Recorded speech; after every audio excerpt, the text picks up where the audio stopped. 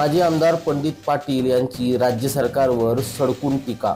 जिल्हा सामान्य रुग्णालयाच्या भूमिपूजन कार्यक्रमात माजी आमदार जयंत पाटलांना डावलल्याने नाराजी। आपल्या रोखठोक आणि परखड भूमिकांमुळे कायम चर्चेत असणाऱ्या माजी आमदार पंडित पाटील यांनी राज्य सरकारवर सडकून टीका केली आहे।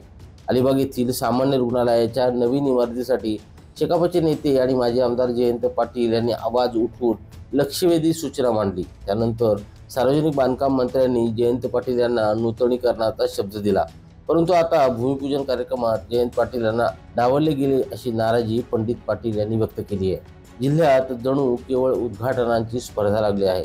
रायगड जिल्ह्यावर अधिकाऱ्यांचे राज्य आहे, त्यांच्यावर कुणाचाही अंकुश नसल्याचे पंडित पाटील संतापाने म्हणाले। याबरोबरच पंडित पाटील यांनी यावेळी रायगड जिल्ह्यातील विकासाला खीळ बसवणाऱ्या राजकारणावरही सडेतोड भाष्य केले।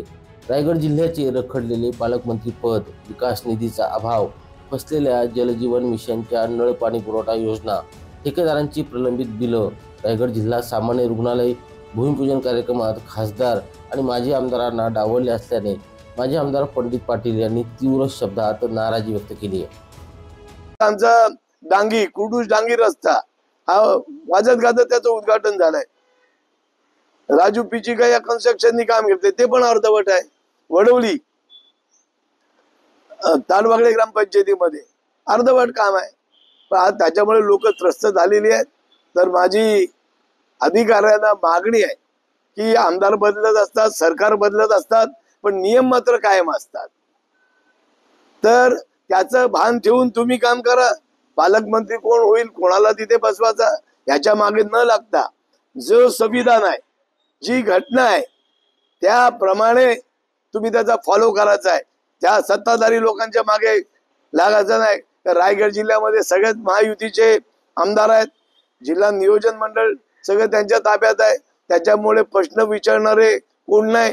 ते तू आतल्यासारखं कर, तू रटल्यासारखं कर, असं जिल्ह्यामध्ये वातावरण आहे। धम्मशील सावंत, संवाद मराठी लाईव्ह, अलिबाग।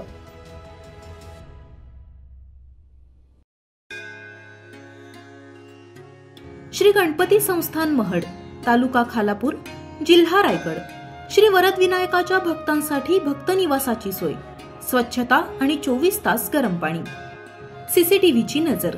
आगाऊ नोंदणीसाठी संपर्क करा 02192 26 69 12 72 76 47 38 54।